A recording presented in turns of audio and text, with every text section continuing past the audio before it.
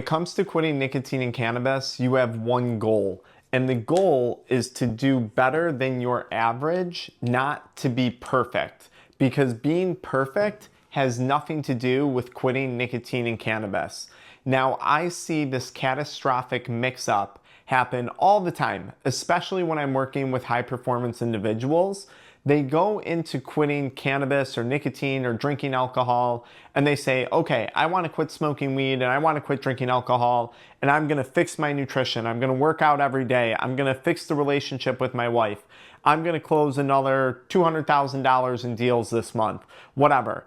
And they come up with all these really, really big goals, and they expect to achieve perfection in each of these areas with the single action of quitting cannabis, nicotine, alcohol, whatever it may be.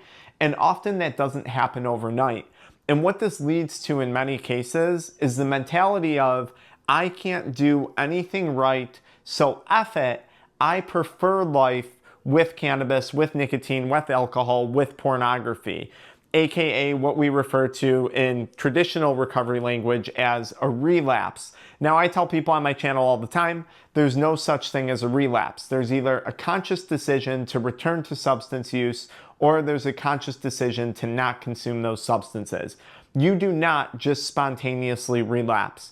Another thing that I see happen here too, when people are striving for perfection, they're going through detox, they're going through withdrawal, they're trying to achieve all these other high performance things, all these other indicators that they want to hit, and they wind up becoming tremendously overwhelmed because they didn't yet put systems in place to manage those other things once they've removed alcohol, cannabis, nicotine, whatever the drug may be. So today's video concept is super important to understand. Now, I talk a lot on my channel about cannabis and nicotine and substances, and I think there's this stigma with the traditional cannabis user. We picture someone who might be overweight, they kind of look like a hippie, they're kind of lazy, they watch a lot of TV, and this just is often not the case. That wasn't the case for me when I was struggling with substance use, and that's not the case for a lot of people we work with. I work with tons of physicians, attorneys, CEOs, business owners, entrepreneurs, people just like this who run and build Shopify stores, people just like this who is a very talented artist and musician, or people just like this who's someone who's done really well in high ticket, high level sales, okay? And these people are anything but lazy, out of shape, all those things that we would traditionally think of. They're actually very type A people. And that type A personality is sometimes what throws them off when it comes to quitting nicotine and cannabis. Now, they all tend to go into it with this mentality of nothing's good enough unless it's perfect. And although this mentality is likely what is responsible for a lot of their success, in fact, this mentality has been identified as a trait of people who are successful, it can sometimes get them into very hot water when quitting substances. So the first thing I would encourage people to do, if you're watching this, is to stop comparing yourself to other individuals, because there's a good chance that you're comparing yourself to the physician, to the successful business owner, to the fitness influencer that you see online whose nutrition and family life always looks perfect.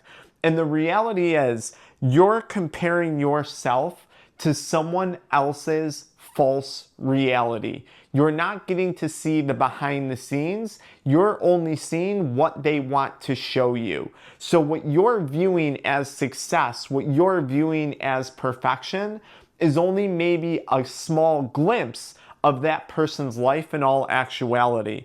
If you're relating to this video, I want to introduce myself real quick in case you're new here. My name's Dr. Frank, and we offer a science-backed method that has a 98% client success rate at helping high-performance individuals quit nicotine and cannabis in as little as 48 hours. We do it privately without disrupting your public life and image, and we can do it without relapse. I put information with the link in the video description and pinned comment about that for you, okay?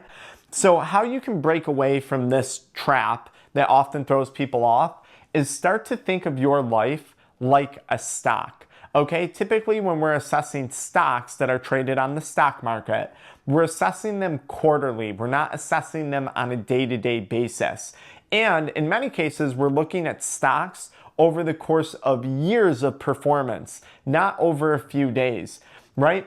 So I want you to start to think of the actions that you're taking, and I want you to start to say, what has been the net return of my actions and my behaviors on my life over the course of years, not days? So many times I'll see people, they'll quit drugs in as little as 24 hours with us and 48 hours, and then they'll be like, well, what's improved? And we're 1 week into the program, and yeah, maybe they got more money, maybe the physical health is turning around, but largely, in the matter of a week, not a ton is going to change. But if we look at that person over the course of 3 months or a year or 2 years or 5 years or 10 years, a ton has changed. So many people, when it comes to quitting substances, they call the game too soon. They draw conclusions too quickly.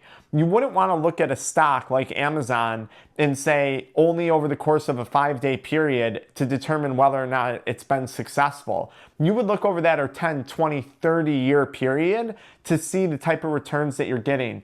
So I would encourage you to start to view your life as a stock and stop making assessments about yourself and your progress so rapidly. You have to give it time before you determine whether you're taking a net loss or a net gain, okay? Lots of people call it too soon. Look, the reality is, and I've heard this time and time again, even on our one-on-one coaching calls, people see me, they make the community posts that I make, and they're like, yeah, but you're 37 years old, you own multiple businesses, you have this beautiful family, look how happy you guys are. I have clients say this to me all the time. And I'm like, listen, you're seeing what it is I am showing you. I don't have the goal of being perfect. That was never an intention of mine, and I'm certainly not perfect. I have the goal of beating the person that I was last year, over the course of the last 9 years, 10 years. That's my only goal. If you saw the behind the scenes in my life, you would see there's still moments where I eat junk food. I eat like crap. Sometimes I sleep in too late because I stayed up too late the night prior scrolling on my phone on Instagram or TikTok. I'll occasionally miss workouts.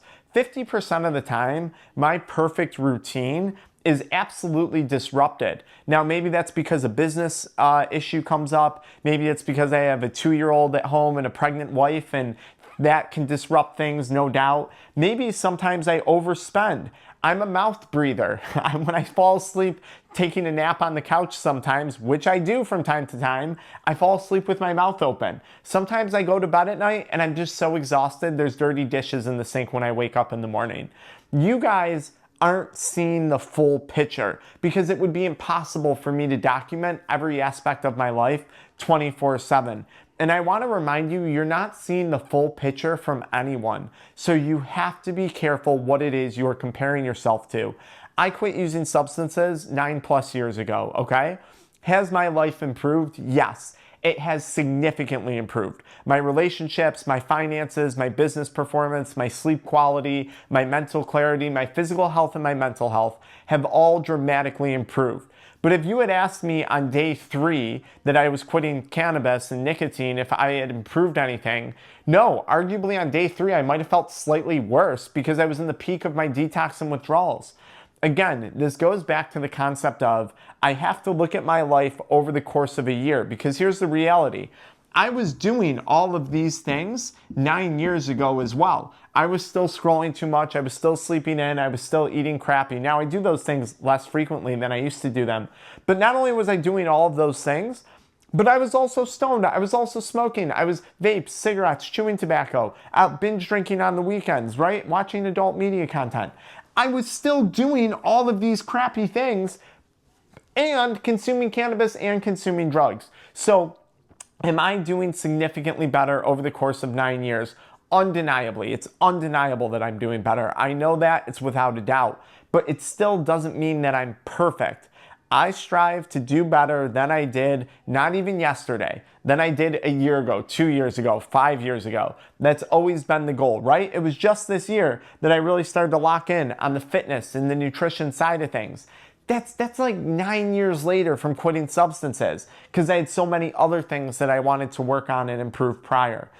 I tell people all the time, you want to pick one thing and you want to get better at that one thing, okay? If you're trying to pick 10, 20 different things and you're trying to improve them all, it's going to lead to feelings of overwhelm and dissatisfaction and self-doubt and potentially a return to substance use. So pick one thing. And for a lot of people watching this video, that one thing is just practicing getting better at not drinking alcohol at that social event, not smoking cannabis next time you feel stressed after a tough work day or a day with the kids parenting, right? For a lot of people watching this video, that's the only thing that we're gonna work on improving in the beginning of this. Once you get better at that one thing, and you've really solidified that behavior through repetition and practice. I always say, sobriety is a discipline that requires practice. You have to practice going to the event sober and sober again. You have to practice going through a Saturday night, a Friday night, not smoking weed over and over and over again. Eventually, your neurochemistry, your neural pathways are going to solidify that behavior. You're going to get really good at it. And then you can move on to the next thing once you're really confident at accomplishing that one thing. This is something that I learned in sobriety. It's something that I've transferred over to my family life, to my business life. And I'll tell you, it's built me a beautiful family. It's built me a lot when it comes to my career and my business. And it's an incredible takeaway that I got from quitting substances. At the end of the day, it's you versus you. You are trying to do better than your prior average, than the average version of you a year ago, 2 years ago, 5 years ago. I had a recent client that we enrolled with, and although we predominantly help people with cannabis and nicotine, this person enrolled with us for alcohol, and they drink, 20 to 30 beers a day. And they had told me on the call, look, I'm really struggling. But when I talked to them, they had told me they've done a really good job because they used to drink hard liquor in even greater quantities. And they've now switched over to beer. And I was like, wait a minute, has anyone acknowledged the harm reduction that you've done? Has anyone acknowledged that you actually are making progress when it comes to quitting substances? And the person was like, largely no, I've been told that I failed at this time and time again, right? So they're getting better at not drinking hard liquor. Now we're going to help them get better at not drinking alcohol at all, or eventually moderating it if that's what they want to do. But it's you versus you. This person is arguably doing better than they were 6 months ago prior to knowing us when they were drinking hard liquor, a year ago when all they were drinking is hard liquor. They're doing better than that version of them. Is it perfect? No. Are we trying to be perfect? No. We're trying to build a better quality of life for you, a quality of life that is preferable to the life that you're living right now. That's the end goal here. It's really not that complicated, and so many people mess this up by drawing these false comparisons. They're comparing themselves to someone else's false reality, and I don't want you to make that mistake. All right, guys, I hope this video helped. Follow me right into the next video where I talk a little bit about how to get through withdrawals, and I really break it down for you on a whiteboard. All right, until then.